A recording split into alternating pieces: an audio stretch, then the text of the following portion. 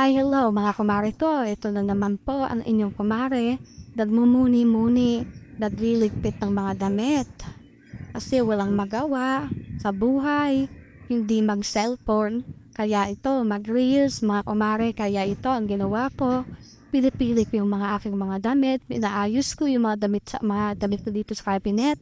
Kasi yung iba mga kumare ko, pinamimigay ko na para hindi na maraming laman yung aking cabinet mga mare ko. Ganito talaga, pag walang mga pang-upload, kailangan natin gumawa na i-upload natin para meron tayong pang-upload sa ating reels, mga kumare. Para tayo, hindi tayo may algo, mga kumare.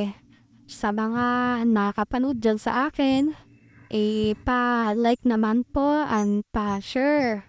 And subscribe na rin po ako sa aking YouTube, mga kumare ko. At paki-follow na rin, mga kumare ko. Ito nga pala, bababa ako.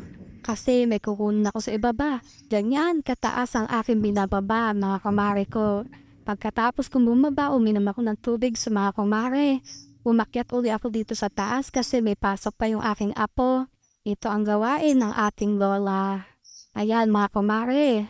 Pinaplansya ko ang kanyang uniform ng dalawa kong apo dahil may pasok sila ng 11:30. Mga kumare ko, pinapasok ko muna sila kasi wala naman silang ginagawa dito sa bahay.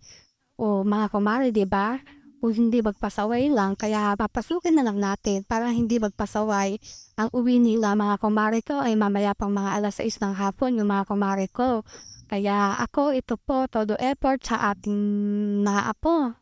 Ito ang trabaho natin mga lola, mga kumare. Kaya yan po, mga kumare ko, habang